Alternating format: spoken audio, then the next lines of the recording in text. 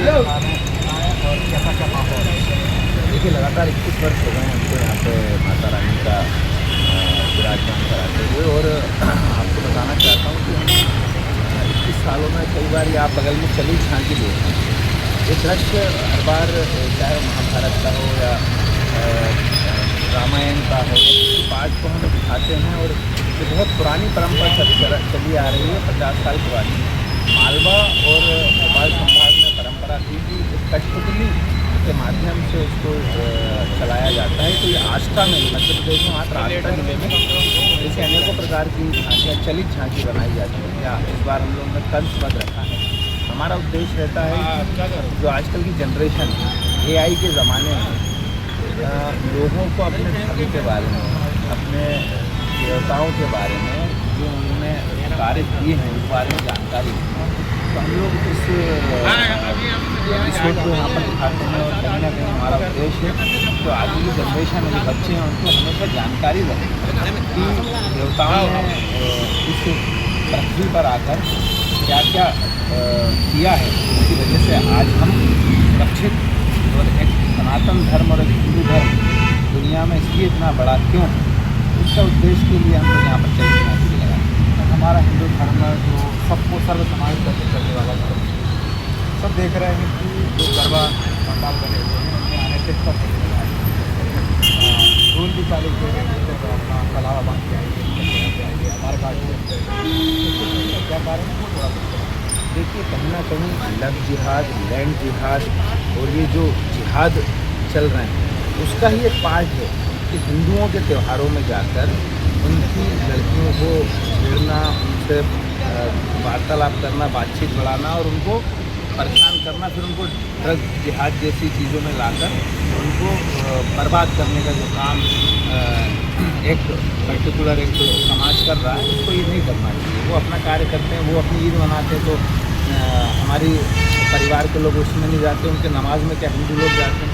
तो जो हिंदुओं का त्यौहार है, का त्यौहार है, उसमें आपको क्यों जाना है? उसके पीछे कहीं ना कहीं बहुत बड़ा लॉजिक है कि जानबूझकर भेजा जाना और एक षड्यंत्र करके हिंदू लड़कियों को उलझाना, फंसाना। और आप आजकल माहौल देख ही रहे हैं कि चाहे वो राजस्थान का मामला हो या भोपाल का मामला हो या उत्तर प्रदेश का मामला हो, जब हमारी सरकार में, भारतीय जनता पार्टी की सरकार में जब इन चीज़ों को उजागर किया गया तो देश में से अलग अलग जगह से लव जिहाद, लैंड जिहाद और ड्रग जिहाद जैसे मामले सामने आ रहे हैं। कहीं ना कहीं उनको तो ठीक है, उन पर रोकना, कलावा बांधना, ये करना, उनको किसी प्रकार से हिंदू त्यौहार में आने में रोकना, वो तो ठीक है। परंतु हमें भी अपने परिवार की बहन बेटियों को शिक्षा देना चाहिए, किस प्रकार के लोगों से संपर्क रखना है, कैसे लोगों से बातचीत करना है, क्या उनका उद्देश्य है उसको जानना। क्योंकि वो लोग जो कार्य कर रहे हैं वो एक मिशन के तहत काम कर रहे हैं, लेकिन यदि हमारे अंदर अवेयरनेस नहीं आई और हम इस चीज़ों को नहीं समझें तो इसका पश्चाताप उस परिवार को निश्चित ही है। तो क्योंकि आज के समय में हम जो हमारा पुराण है और धार्मिक जो पहले से बना हुआ है, आज के समय में क्या हम उसको छोड़ते जा रहे हैं? बिल्कुल 100%। जो AI का ज़माना आ रहा है, ये आ रहा है और इतना अपग्रेड हो गया है। आप इतिहास में गूगल जैसे ऑथेंटिक जगह पर भी जाके सच्चाई पता नहीं कर सकते। हमारे जो इतिहास को तोड़ मरोड़ के पेश किया गया है, हमारे जो देवताओं ने, संतों ने और इस देश के लोगों ने जो कार्य किए हैं, उनको एक मामला नहीं होता है। जब हम गूगल पर सर्च करते हैं किसी बारे में, वो 10 चीज़ें बताता। अब 10 चीज़ में से आपको कौन सी चीज़ें करना, तो कहीं ना कहीं आध्यात्म से, ज्ञान से सही ज्ञान लेने की आवश्यकता है, सही लोगों के संपर्क में लेने की आवश्यकता है, सनातन से जुड़े रहने की आवश्यकता है, हिंदुत्व को समझने की आवश्यकता है। अन्यथा जो चल रहा है, ये जो सोशल मीडिया के ज़माने में, ये समझो कहीं ना कहीं बहुत बड़ा फ़ायदा भी है। AI को हम देखते हैं कि इतना अपग्रेड हो गया और कहाँ पहुँच गए, लेकिन हम वहाँ पे ये भी देखते हैं कि कैसे AI के माध्यम से वॉइस को बदल के या फिर चित्र को बदल के उसको किस प्रकार से उसका दुरुपयोग हो रहा है। तो ये हमको समझने की चीज़ है और हमको इसको बहुत तरीके से इसके सही उपयोग पे ध्यान देना पड़ेगा। अन्यथा जो जितने आगे हम जा रहे हैं उतने उससे 2 गुना तेज़ी से हम पीछे जाएंगे और ये देश नहीं दुनिया बर्बाद हो जाएगी। सर ये जो पंडालों में ये चल रहा है या गरबा स्थल इसको रोका कैसे जाएगा? देखिए सेल्फ अवेयरनेस की जरूरत है ना।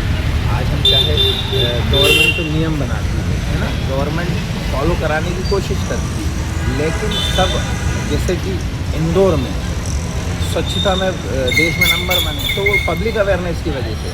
वहाँ पे ऐसा नहीं है कि एक चौराहे पर 25 पुलिस वाले समझा रहे हैं या लोग, तो ये सेल्फ अवेयरनेस की चीज़ है, हमें खुद समझना पड़ेगा। जैसे कि मैंने पहले कहा कि हमें खुद आत्मसात करना पड़ेगा कि हमको अपनी जीवन शैली कैसे रखना है, हमें किस प्रकार से आगे बढ़ना है, हमें कैसे अपने धर्म को बचाना है, हमें कैसे और भी समाज हैं जो अपने धर्म के लिए इतने कट्टरपंथी हैं कि वो सही गलत का सोचने और उसको समझने की आवश्यकता नहीं करते, वो तो लड़ पड़ते हैं, मारने के लिए तैयार हैं। तो हम मरने मारने की बात नहीं कर रहे, लेकिन सही समझने की बात कर रहे हैं। और हाँ, यदि अनुचित होता है, गलत होता है, तो मारने से भी उनको पीछे नहीं हटेगा।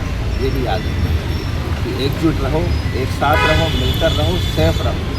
अन्यथा बहुत बुरी जो स्थिति चल रही है, लोग जो दूसरे समाज मिलकर जो हिंदुत्व को ख़त्म करने की कोशिश कर रहे हैं, कोई बड़ी बात नहीं कि आज मोदी जैसा प्रधानमंत्री है तो हम अपने आप को सेफ महसूस करते हैं, लेकिन हमें अवेयरनेस की ज़रूरत है। जब तक हम अपने अंदर आत्मसात नहीं करेंगे इन चीज़ों को, तब तक इसका पूरा सल्यूशन होगा। सर्व मंगल मांगल्ये शिवे सर्वार्थ साधिके शरण्य त्र्यंबके गौरी नारायण।